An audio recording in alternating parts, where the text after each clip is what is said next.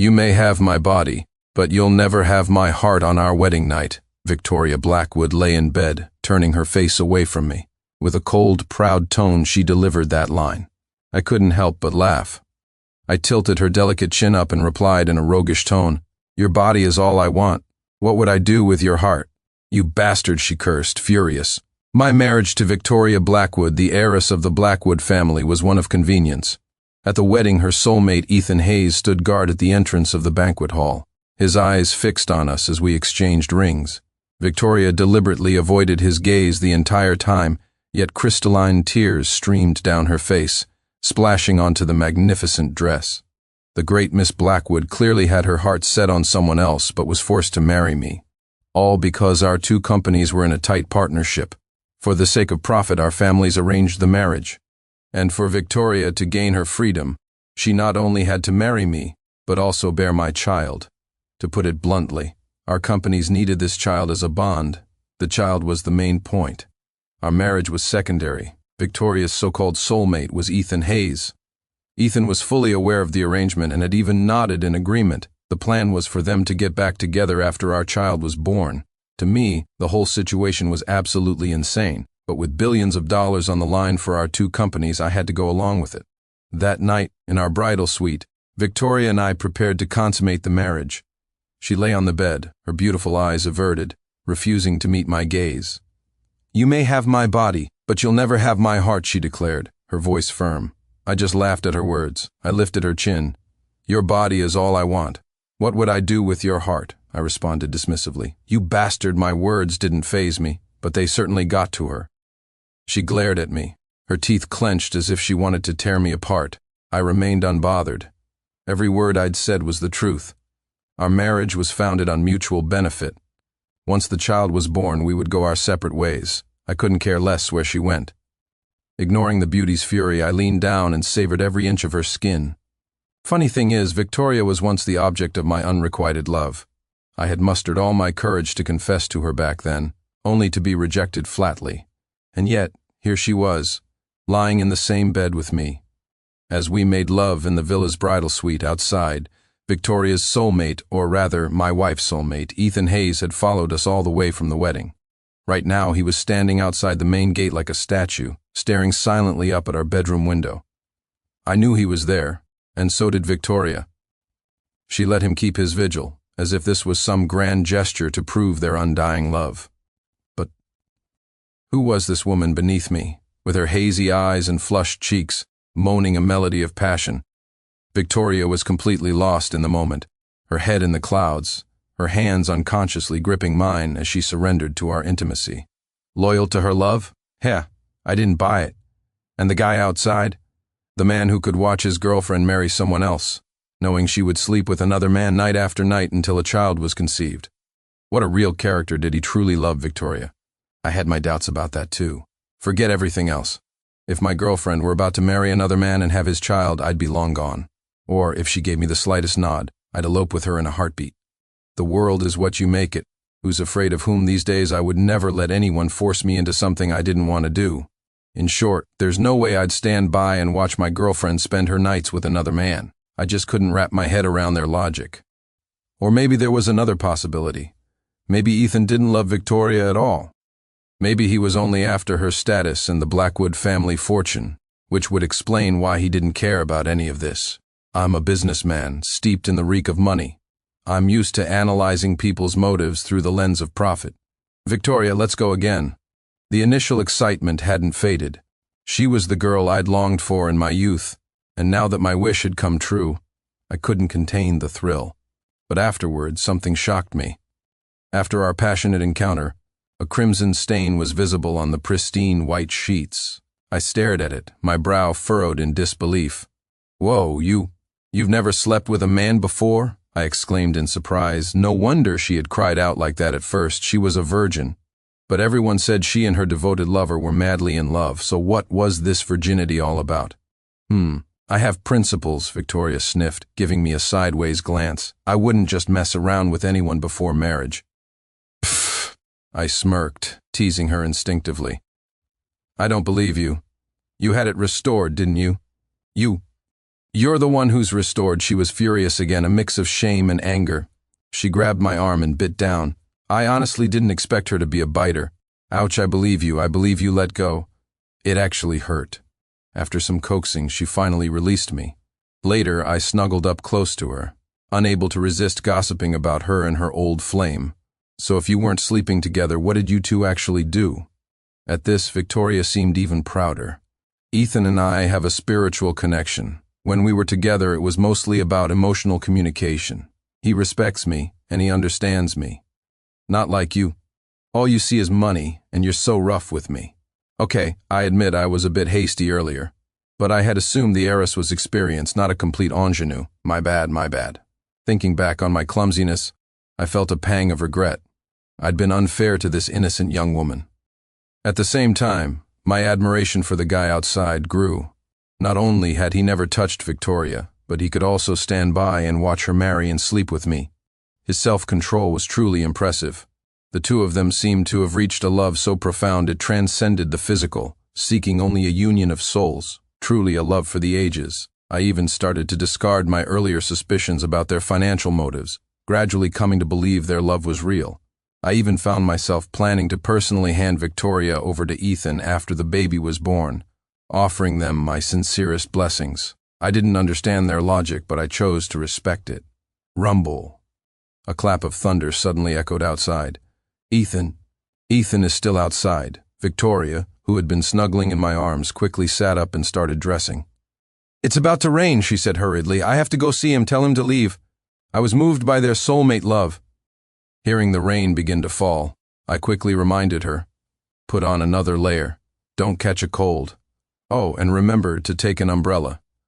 I was genuinely afraid they'd stage some tragic melodrama in the rain to prove the greatness of their love. After all, Victoria had to carry my child. Until the baby was born, I needed to make sure she took care of herself. Yes, I know, she gave me a complicated look, then nodded lightly, grabbed a coat, and walked out of the bedroom. My wife was going out to meet her old lover, and not only was I calm about it, I was even giving her caring advice. If anyone who didn't know the situation saw us, they'd probably think we were a deeply loving, devoted couple. The rain outside grew heavier. In the end, I was still worried, so I went to the balcony to watch. I saw Victoria, holding an umbrella, walk up to Ethan Hayes and say a few quiet words. Ethan nodded and turned to leave, but not before glancing up in my direction. His gaze was deep, tinged with a hint of helplessness. I knew very little about this Mr. Soulmate, nor did I care to. A man who would agree to let his girlfriend marry and have a child with another man only to get back together later was not a man I considered worth my time to investigate. After sending Ethan off, Victoria immediately returned to the villa. Back in bed, she solemnly assured me, "Don't worry. Ethan and I both have our limits. I won't run away with him, and he would never ask me to do something like that. And even when we meet in private, he will never touch me. Ethan is the most restrained man in the world. Only after our baby is born will he truly be with me." What the hell? My brain froze for a few seconds after hearing that. Was I out of touch with the times, or were these two just completely insane? I simply couldn't agree with their mindset, but ultimately it was none of my business. My duty was simply to have a child with her, firmly binding the interests of our two companies to create more value. After the child was born in a year, whether she stayed or left was entirely up to her. That night, Victoria and I slept in each other's arms. Cuddled against my chest, she slept exceptionally soundly. The next day, I went to the Blackwood Corporation to fully integrate our business operations. On my way to the restroom, I happened to run into Ethan Hayes. Logically, since I'd stolen his girlfriend and spent the night with her, he should have looked at me like I'd murdered his father. The hatred for a man who steals your wife is comparable to the hatred for your father's killer, after all. But that's not what happened.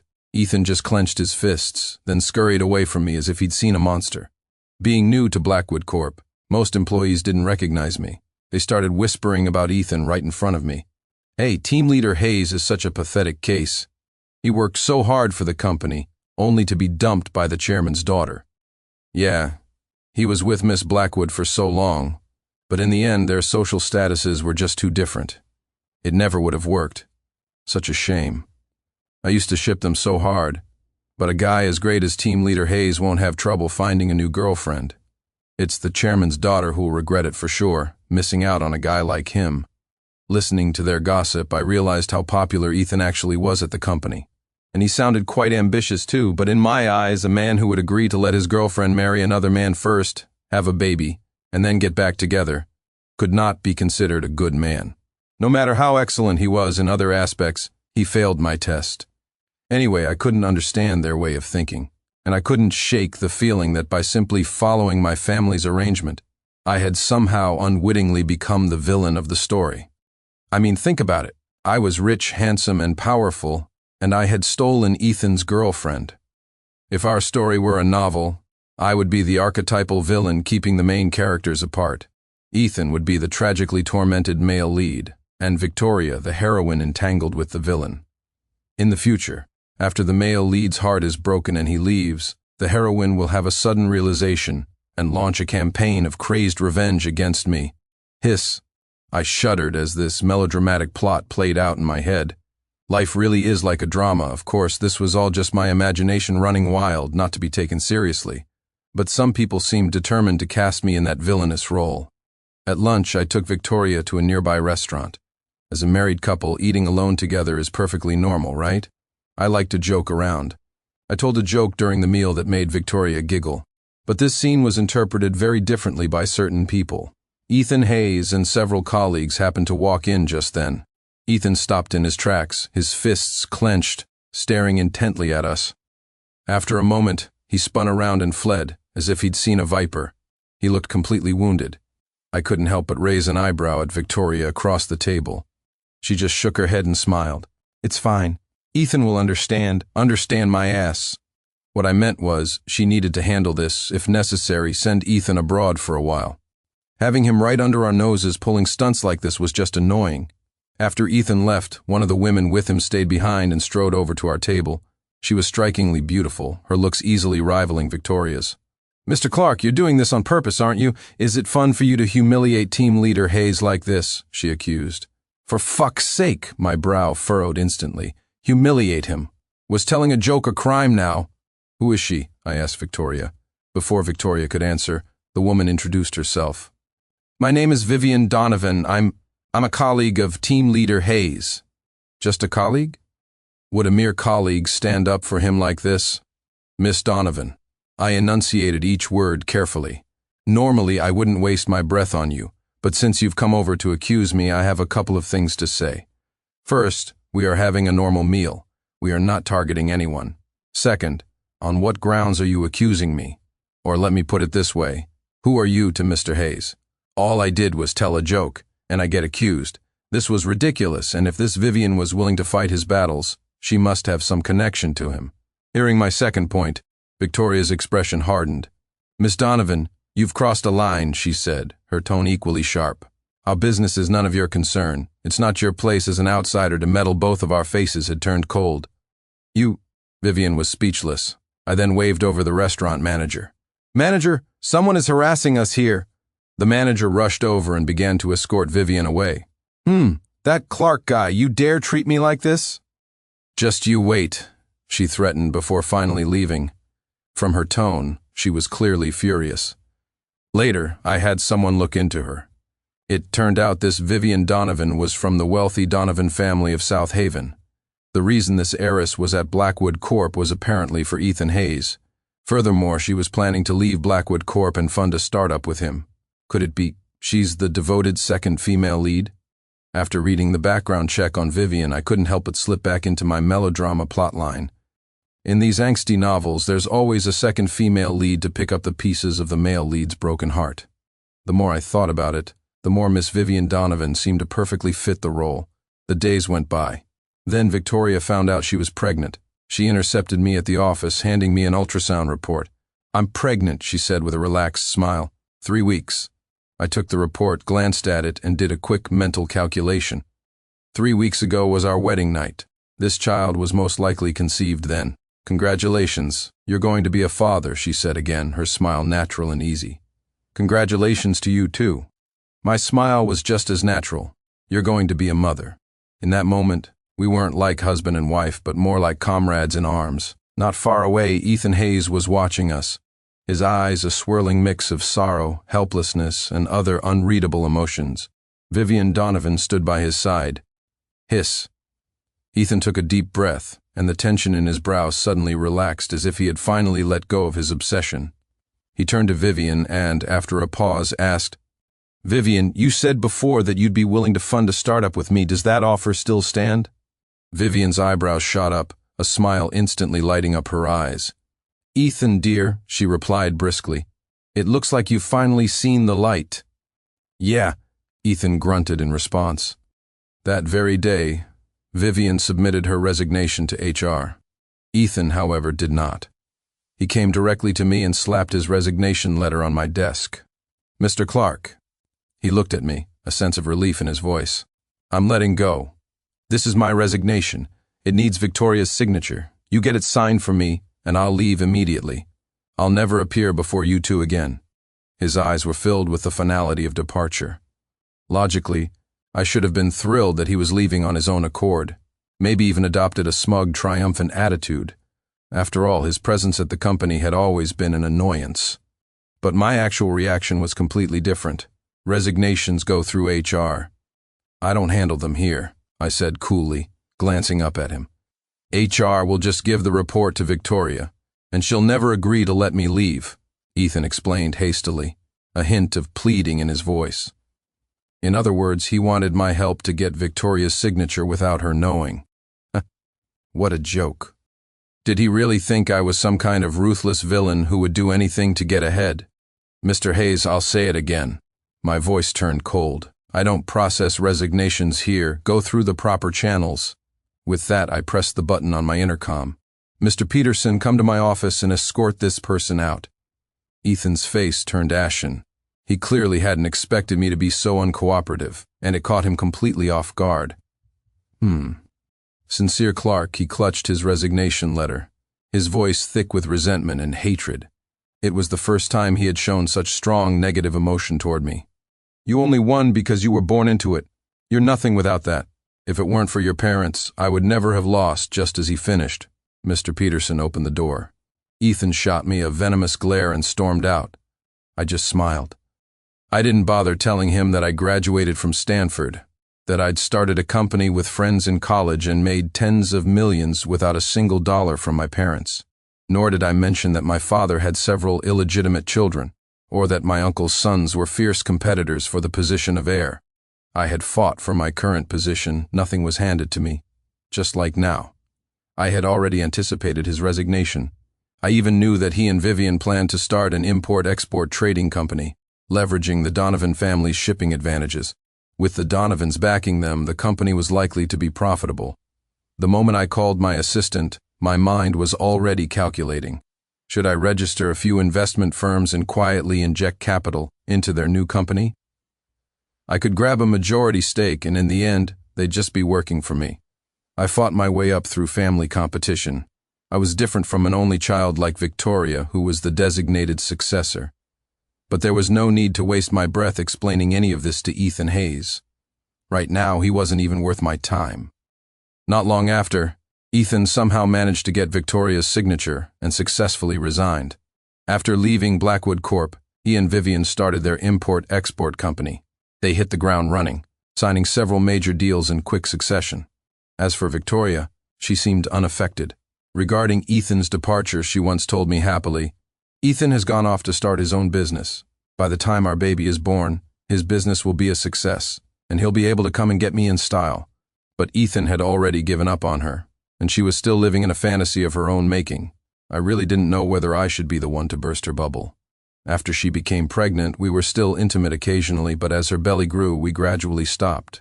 Victoria also began to notice that the distance between her and Ethan was growing. Strange.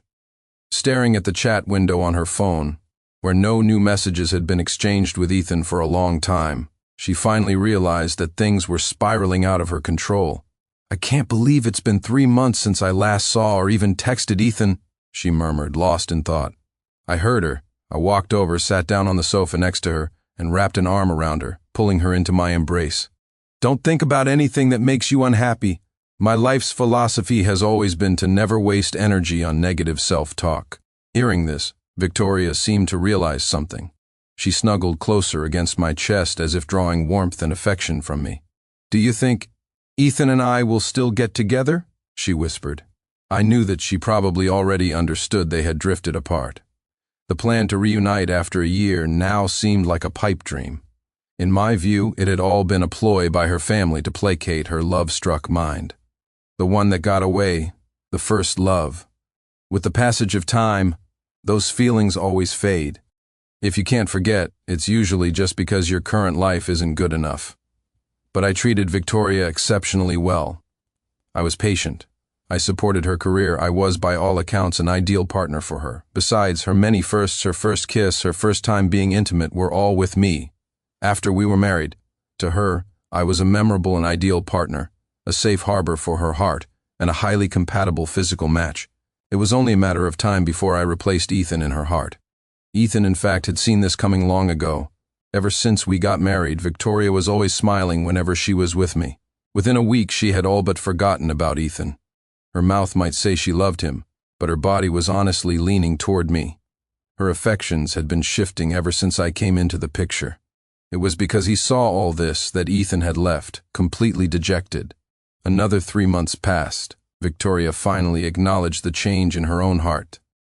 Cradling her belly, she looked at me very seriously and said, "Sincere, I think I'm falling for you." "No." I chuckled softly.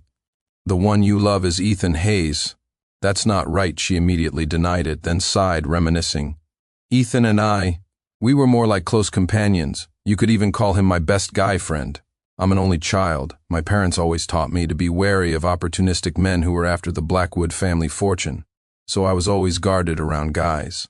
Then I met Ethan by chance. He didn't come from a wealthy family and had an inferiority complex from a young age.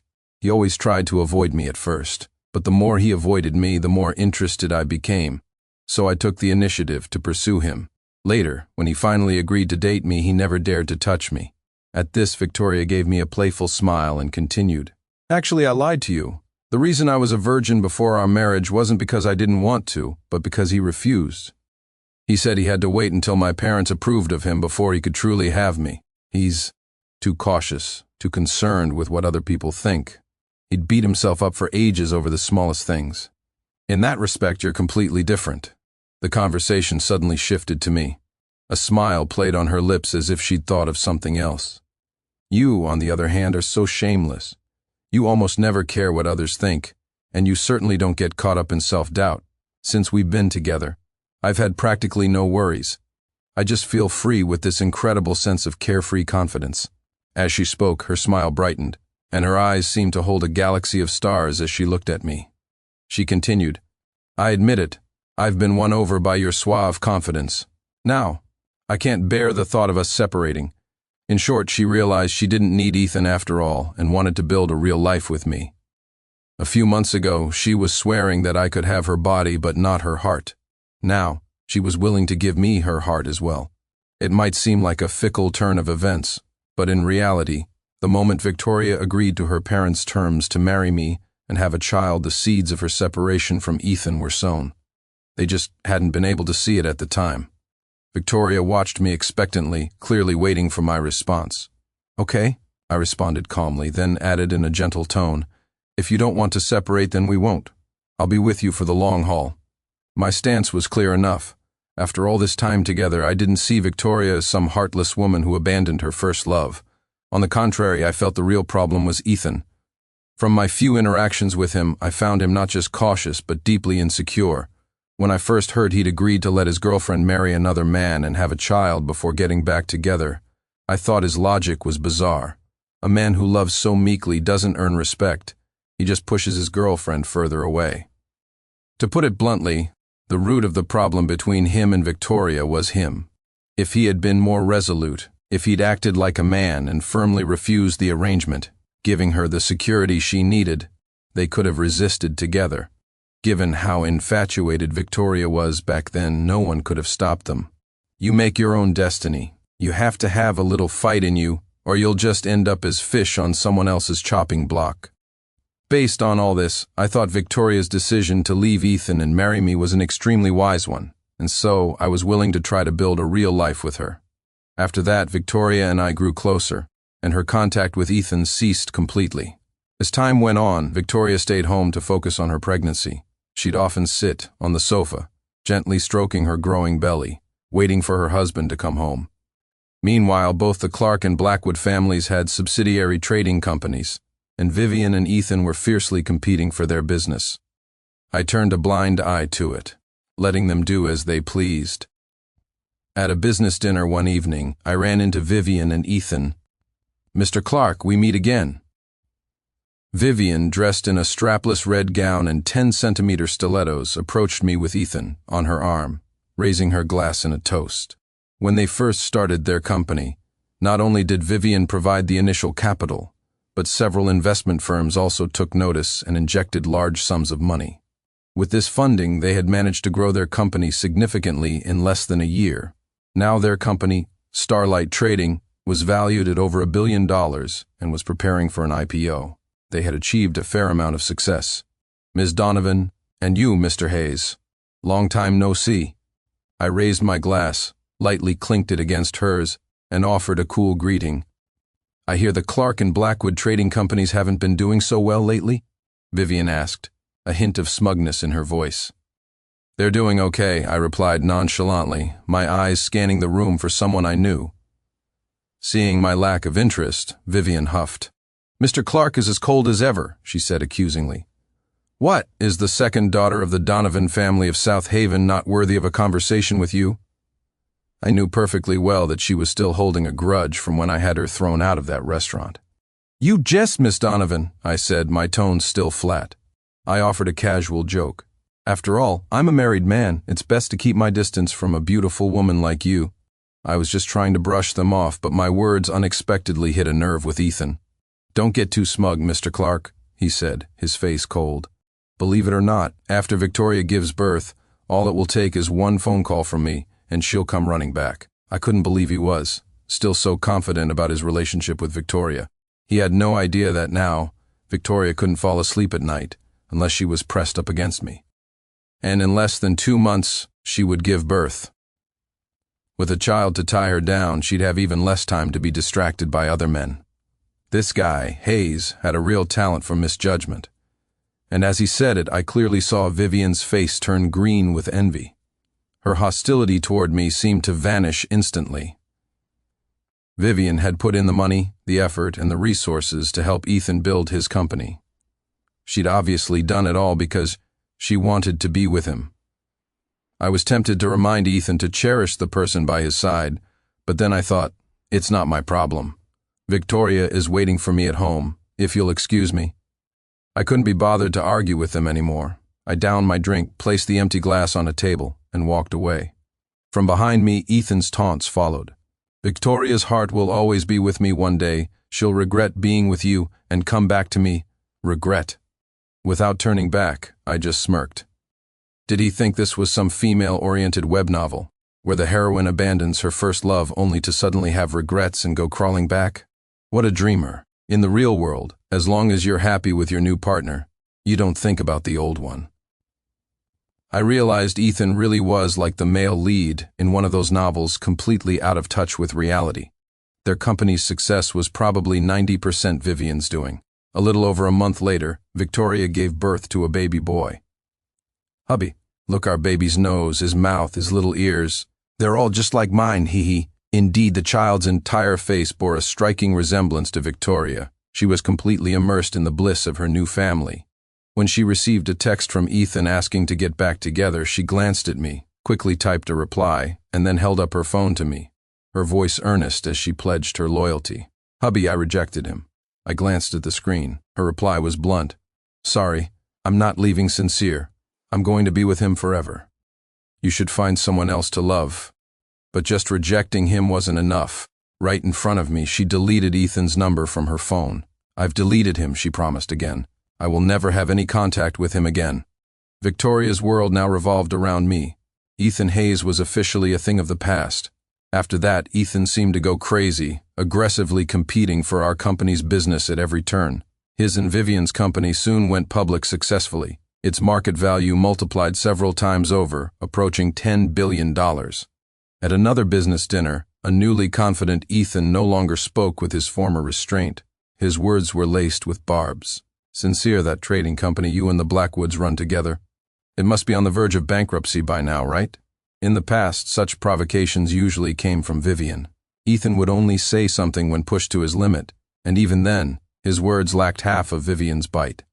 This time, Vivian wasn't by his side. She was across the room, chatting animatedly with other CEOs. I'd seen her a couple of times recently, and she no longer seemed to target me. She could even hold a calm conversation occasionally. "Mr. Hayes's company is growing bigger and bigger. Truly impressive," I replied, my voice still as calm as ever. Seeing that he didn't get the flustered reaction he wanted, Ethan pressed on. Don't think I don't know you're just putting on a brave face. Don't worry, this is just the beginning. Next, I plan to expand into other sectors. By the way, I hear your company plans to acquire a plot of land in the West End for a commercial district development. What a coincidence. I have the same idea." Now that Ethan's wings had grown, he was showing his claws. His tone was clearly aimed at me. "Ethan Hayes, I'd advise you not to be reckless," I warned him genuinely, but he was already blinded by revenge, a fierce fire burning in his eyes. "Ha! Scared? I'm going to defeat you step by step and take everything you have hearing this."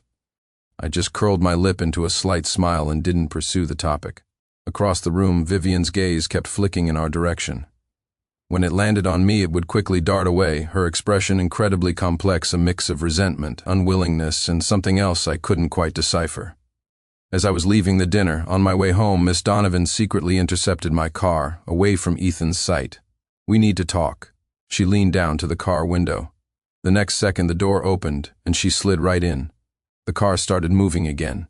"Is there something you need, Miss Donovan?" I asked, my tone still neutral.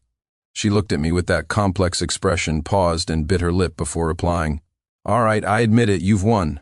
Vivian had completely shed her former arrogance. Her voice was tinged with a kind of despair. It turned out that in Starlight Trading, she only held 15% of the shares, while Ethan held 17%. The vast majority was held by several investment firms. Vivian had only recently discovered that all these investment firms traced back to a single owner, the heir of the Clark family. Sincere Clark. The moment she found this out, she realized that she and Ethan had been trapped in my game all along. Now, watching Ethan still trying to provoke the game master seemed utterly ridiculous to her. "Let's work together." She paused, her tone probing. "I want control of Starlight Trading. Name your price, including me." At this point, Vivian had thought it all through. Ethan had never truly seen her, and his personality was stubbornly obstinate. Most of the company's deals were secured by her efforts alone. She had given up on fighting the man in front of me and instead wanted to align with him. To achieve her goal, she was even willing to offer herself. Most women are attracted to power, and Vivian was no exception. After witnessing the strategic mastery of the man before her, she no longer cared for Ethan. Instead, she developed a desire to claim this man for herself. And as it happened, I had plans to cooperate with her as well. I had intentionally let her find out the identity of the investment firm's owner. I had calculated that her patience with Ethan had worn thin, making it the perfect time to pull her over to my side. The Clark and Blackwood companies could also leverage the Donovan family's shipping resources to expand their business empire. Later, the car stopped by the riverbank, and we talked privately inside for a long time. At one point, the car rocked back and forth as if the people inside were having a heated argument. The driver, seeing this from a distance, wasn't the least bit worried. In fact, he grinned and chuckled to himself. When Vivian finally got out of the car, her face was flushed like a peach blossom, a look of satisfaction on her face that made her seem even more stunningly beautiful than usual. Another 2 years passed in the blink of an eye. Two major things happened in those 2 years. First, Starlight Trading underwent a major personnel change. Ethan Hayes, who had been riding high, was jointly dismissed by the shareholders, and Vivian Donovan took his place as chairman. Second, Ethan made a desperate move. He sold all his shares in Starlight, took out massive loans, and bought that plot of land in the West End at a premium, intending to develop the commercial district there instead of me. When he secured the land, many in the business world flocked to congratulate him. Ethan was at the peak of his career, utterly triumphant. However, soon after, news broke. The city's key development plans were not focused on the West End at all. The West End Commercial District project was dead in the water. The land Ethan had bought plummeted in value, losing more than 10 times its worth. In truth, the West End was never part of the city's development plan. I had deliberately leaked false information and had my people spread it online, making everyone believe the area was about to be developed. When it came to business strategy, Ethan Hayes was still miles behind. With this one gamble, he lost all the money from selling his shares and was now saddled with enormous debt. He had been in hiding ever since, afraid to show his face. On the day of my and Victoria's son Leo's second birthday party, Ethan reappeared. He stood at the entrance of the banquet hall, watching Victoria and me from afar, just as he had at our wedding 3 years ago. The difference was, back then, he hadn't yet experienced the ups and downs of the past 2 years, and his eyes were full of timidity. This time, he looked more mature, but his gaze was filled with resentment and regret. Ethan was now consumed by regret. He couldn't understand why he had been such a fool, agreeing to the Blackwood family's demands and watching Victoria marry someone else. If only he had been stronger back then. If he had stood firmly with Victoria, who could have stopped them? In the end, it was his own cowardice that had pushed the woman he loved into another man's arms. Security at the entrance blocked his way. He couldn't get in. In the end, all he could do was turn and leave, cloaked in failure and regret. After that, he fled the country, and we never heard from him again. Epilogue. Vivian Donovan also came to the birthday party. Sis. She smiled as she addressed Victoria. Happy birthday to Leo. Victoria returned a faint smile, not bothering to question why this woman was suddenly calling her sis so affectionately. After all, with several $100 million in dividends coming in each year, a not insignificant portion of that was thanks to Vivian's efforts. The end.